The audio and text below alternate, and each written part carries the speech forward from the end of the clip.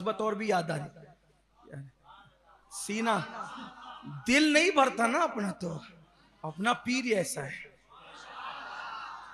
बहुत चमकदार चेहरा है, हुस्न यूसुफी अल्लाह ने दिया, किरदार मोहम्मदी दिया।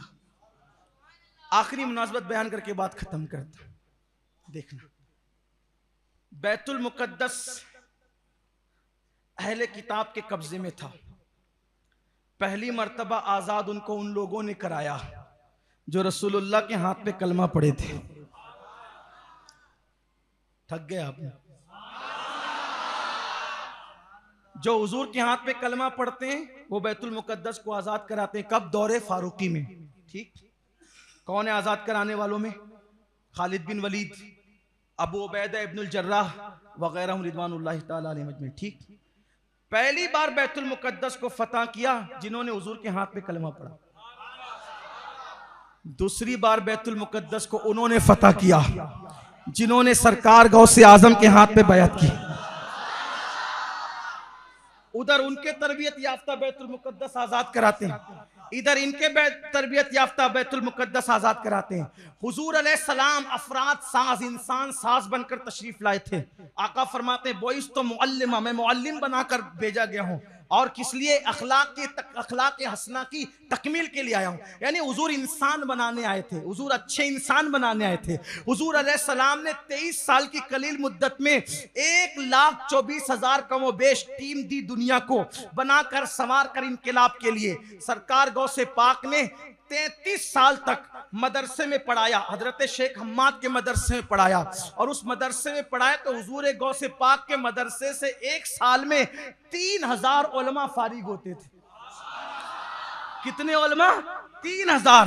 अब 33 साल की मुद्दत का हिसाब लगाओ। हुजूर गौसे पाक रदी अल्लाह ताला ने जो पढ़ाया वो पढ़ाया, और उसके बाद हुजूर गौसे पाक रदी अल्लाह ताला ने मजीद तकरीरें करके, बयानात करके, तरबियत करके, खानकाई निज़ाम कायम करके 1 लाख से ज़ायद उलमा मुसलमानों को अता फरमाए, अच्छे इंसान बना के अता फरमाए। इसीलिए सुल्तान सलाहुद्दीन अय्यूबी की फौज के अंदर जो चीफ एडवाइजर थे, सलाहुद्दीन अय्यूबी के फौज के चीफ एडवाइजर, वो सरकार गौसे पाक के मुरीदो खलीफा थे।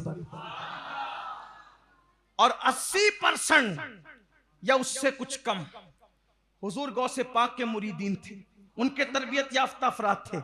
और उसमें कुछ 10 या 15% इमाम गजाली के तैयार करदा अफराद थे। उन लोगों ने बैतुल मुकद्दस को आजाद कराया। आखिरी बात, बैतुल मुकद्दस पे इस्लाम का झंडा लहराने वाला हुजूर का मुरीद और खलीफा, जानशीन रसूल सैयदना उमर इब्ने खत्ताब।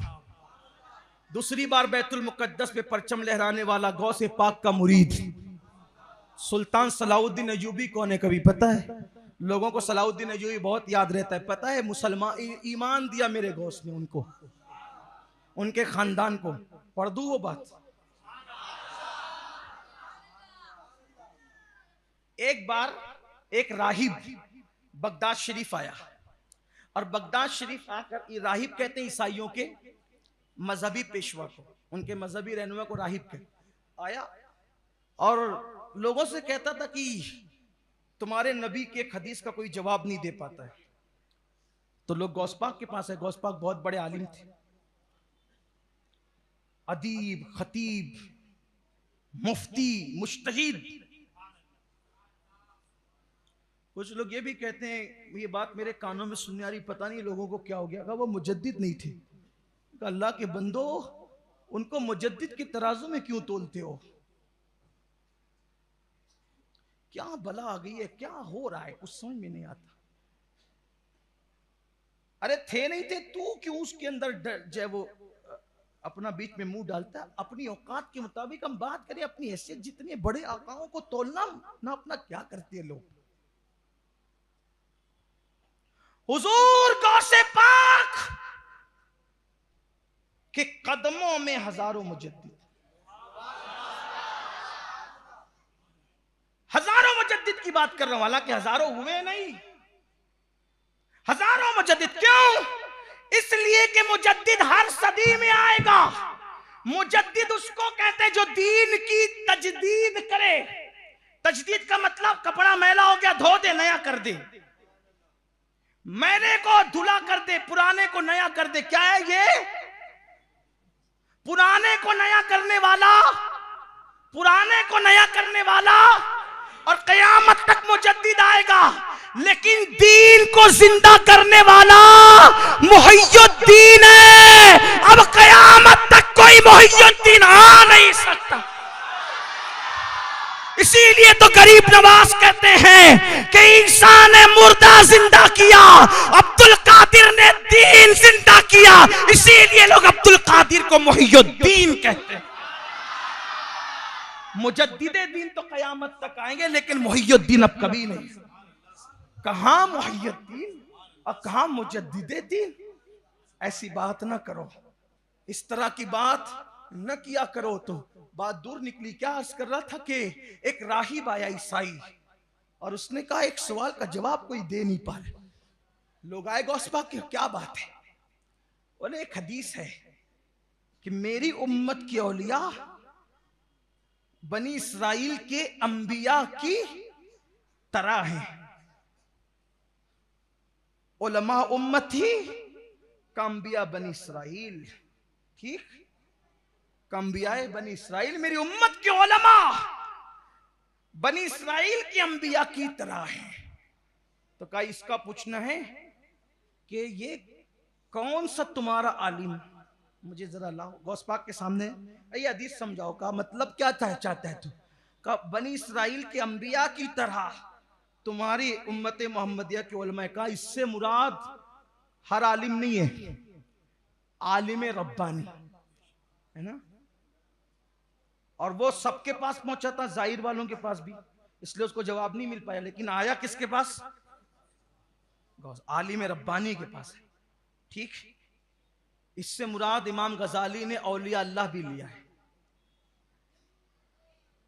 और इमाम अहले सुन्नत ने कहा हर ईमान वाला आलिम हमारे अकीदे में आलिम रब्बानी। ये मुख्तलिफ अक़वाल हैं, तवज्जो करें। अब आप फरमाया क्या चाहता है बोल? कहा कि ईसा अलैहिस्सलाम भी बनी इसराइल के अंबिया में थे, तो ईसा अलैहिस्सलाम का रंग किस आलिम में तुम्हारे आए? फरमाया क्या चाहता है? कहा वो मुर्दे जिंदा करते। कहा तू क्या चाहता है? कहा कोई आलिम तुम्हारा भी मुर्दा जिंदा करेगा, चल।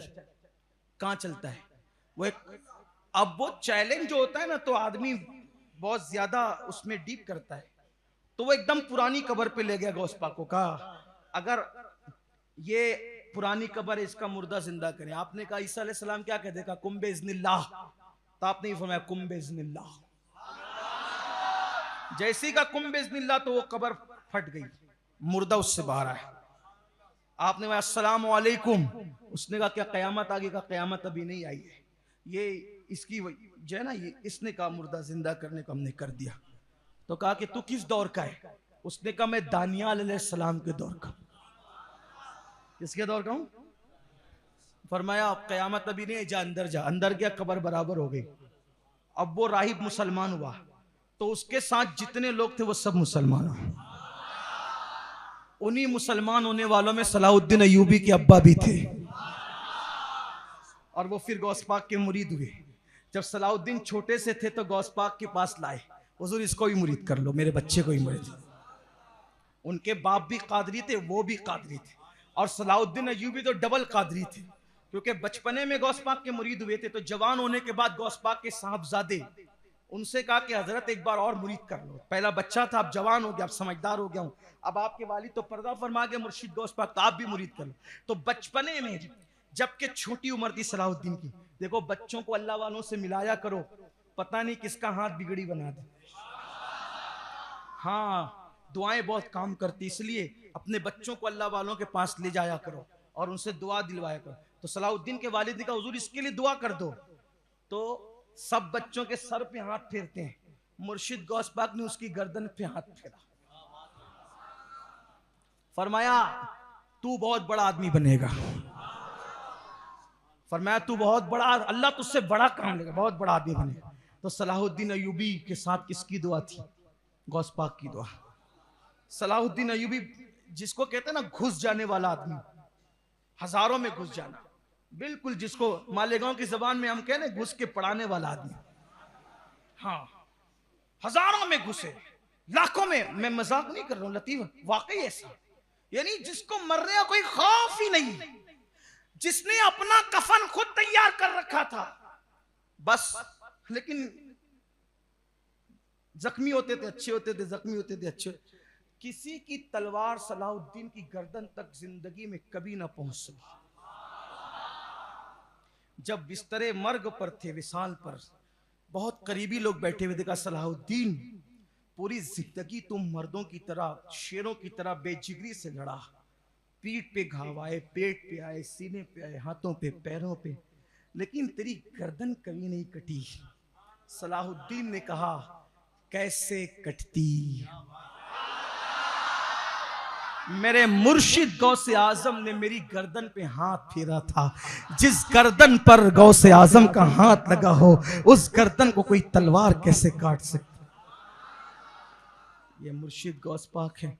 जिंदगी खत्म हो जाएगी, गौस पाक की शान खत्म नहीं हो सकती। बस इतना ही कह देते हैं, वाह क्या मर्तबा ऐ गौस है बाला तेरा, ऊंचे ऊंचों के सरों से कदम आला तेरा, सर भला क्या कोई जाने कि है कैसा तेरा, औलिया मलते हैं आंखें वो है तलवा तेरा, और शुक्र के जोश में जो हैं वो तुझे क्या जाने, शुक्र के जोश में जो हैं वो तुझे क्या जाने, खिज्र के होश से पूछे कोई रुतबा तेरा।